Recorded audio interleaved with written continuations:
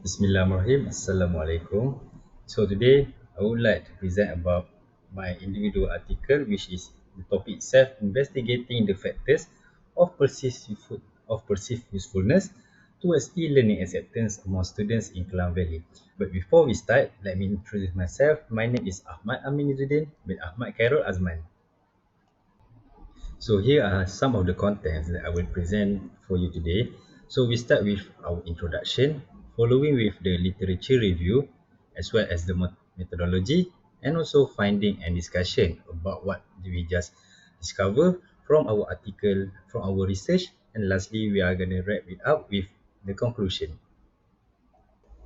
So we start with our introduction first. So according to Masrom, which is in the year 2007, the degree to which a person thinks that employing particular technology will be able to enhance their performance is known as perceived usefulness. Therefore, if a person thinks an application will enhance their ability to execute their job, they are more likely to use it. Meanwhile, according to other research, which is Harati and also etc., in 2016, perceived usefulness is a person's level of confidence in the use of particular subjects that can provide benefit for them, which means that perceived usefulness has a significant impact on user satisfaction. But the problem is that being an active user of ICT does not guarantee one acceptance of e-learning, because learning using a technology is very different from daily experience with ICT. This research was conducted by Popov VCA and also Mironov C during 2015. So, Popovitsy and Mironov during 2015 suggest that the main factors that influence someone's acceptance of new technology are needs and demands. But if a student perceives e-learning to be useful and helpful for their study, then they are likely willing to accept it. But on the other hand, the problem that occurred was that hindrance such as lack of ICT skill and also lack of access can prompt negative perception towards e-learning. So the introduction does conclude about the topic itself, which is the perceived of usefulness and also the problem that has been facing throughout these studies. So we are going to find out the purpose of this research, whether the perceived of usefulness and also the acceptance of e-learning in the relationship between the two of them. So next, we are going to proceed with our literature review. So for our literature review, we have three components, which are the main topic, which is perceived usefulness for our IV, and also e-learning acceptance for our DV, and also technology acceptance model, which is also known as TEM. So perceived usefulness was our independent variable, e-learning acceptance was our dependent variable, and for the theory, we are using technology acceptance model, TEM. So perceived usefulness. Firstly, it is referred to the extent to which consumers believe that utilizing a certain system can enhance its performance. Perceived usefulness also can be defined as the extent to which consumers consider that doing their purchases online will enhance their transaction performance. On the other hand, customers also exhibit a preference for a product or service that is deemed to be advantage in its application. So the impact of usability on customer satisfaction has been found to be significant, as indicated by the research conducted by Hastiti, etc. during 2019, and also Jalil Shah Scholar and Atik during 2016 or 2016. So for our DV, which is dependent variable, we are talking about e-learning acceptance. Why does e-learning acceptance happen?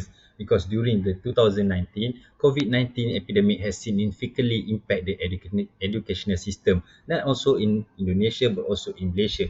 That's leading to a shift from conventional classroom environment to the adoption of online and also mobile-based instructional method.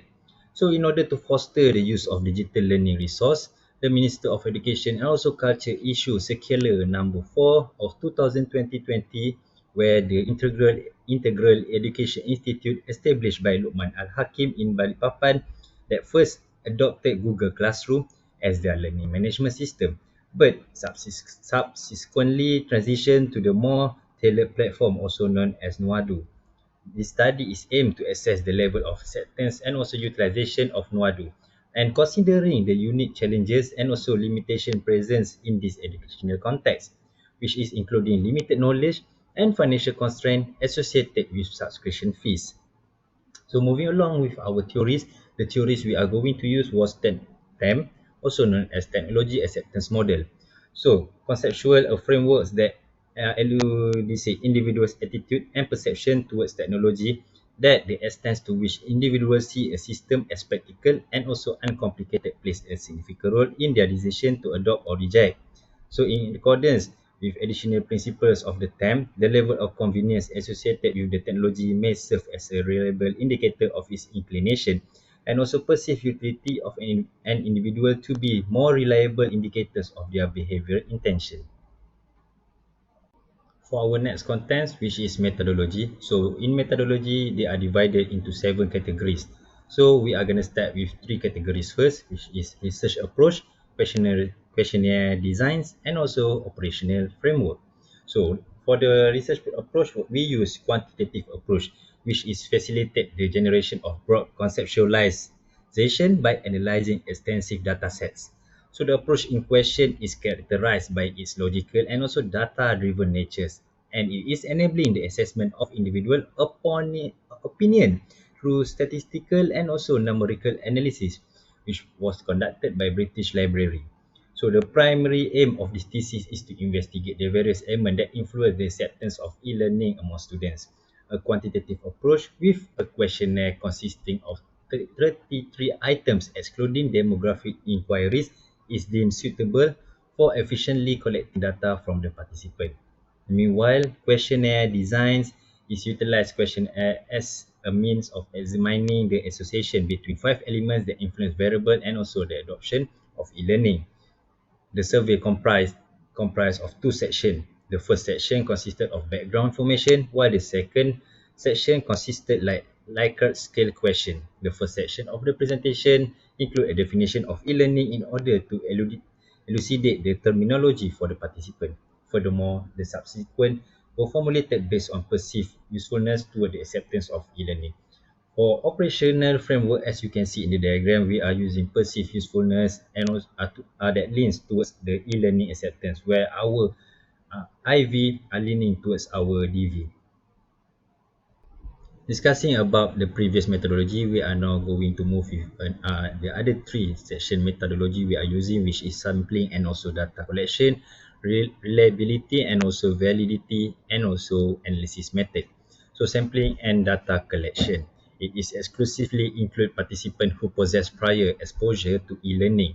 And due to the program's substantially viewership throughout the study's designated time frame, it is successfully reached a significant population of students at SMK Bandar Rincin located at Semenyih, Selangor. Additionally, all research participants possess prior exposure to e-learning. So how about our reliability and validity? So with respect to the validity and also reliability of the data, the questionnaire began with explanation of terms so as to avoid any misunderstanding. And also in addition, the questionnaire was anonymous, which was notified in the message was when being distributed. Students from Form 4 and also from Form 5 in SMK Bandar Rincin were involved in the survey and 129 feedbacks were collected. The research were conducted using SPSS method to analyze the reliability of the result. So for the analysis method, we are using the IBM SPSS software, which is also known as the statistical statistic statistical package for the social science. Also, it is a computer program that utilized for conducting statistical report, charts, and also plots that illustrate distribution and also trend. Additionally, the software facilitates the calculation of descriptive statistics and enable the execution of complex statistical analysis.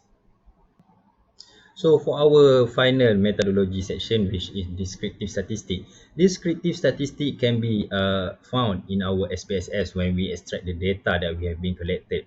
So what is descriptive statistic? It is frequency analysis. That is a part of the study fundamental analysis. The data that we have collected from section A of the questionnaire contain demographic questions like gender, age, occupation, education, and experience involving e-learning. So the data that we have collected of respondent demographic profile is given in the shape of the table, as you can see next to the methodology and also descriptive statistic analysis uh, table.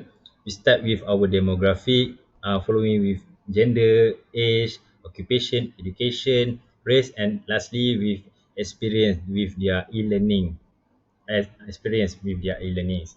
So among that, we also state the frequency and also the percentage in the table, which that is calculated to achieve 100% and divided into all the answers that has been distributed. After we receive the information and we extract using our SPSS, so we are going proceed. We proceed with finding and discussion, and during the finding and discussion, we receive three different statistic and also analysis, which is descriptive statistic. The first one was about demographic that includes gender, race, and etc. But this one is about the main topic for our research, which is the perceived of usefulness and also the e-learning acceptance. As you can see, this descriptive statistic in the table shows that the perceived usefulness of e-learning, where the number one until number four regarding the question that has been distributed, such as the e-learning system enhance my learning performance, and between 1 to 5 there are the scales that have been chosen by different participants.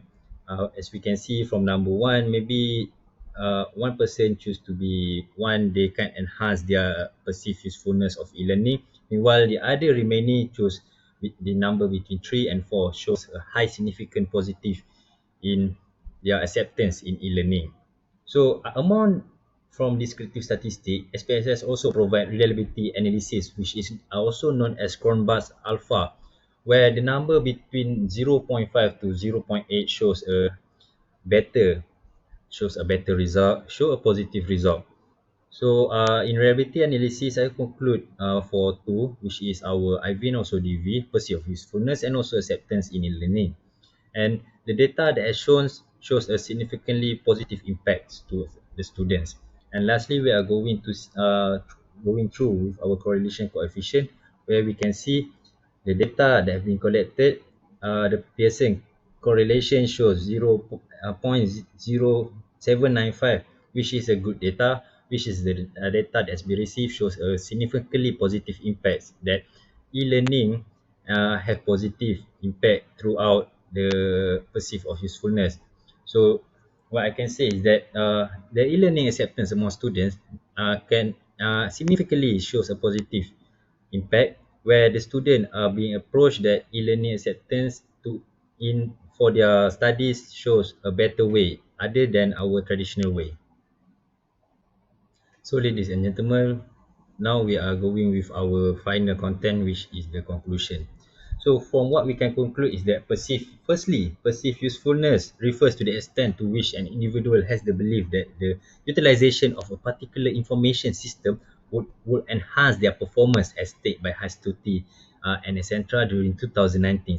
And also the result from what we have just extract, the correlation coefficient of 0.705 that I just said in the previous slide indicate a strong positive association between the acceptability of e-learning and also the perceived utility of e-learning. Both of the observed value have attained a level of significance of 0.01, which is lower than the predetermined threshold of strong significance at 0.05. So this study established a noteworthy statistical correlation between perceived usefulness and also acceptance of e-learning. Furthermore, it's also conclude that there is beneficial influence of perceived usefulness on e-learning acceptability among students.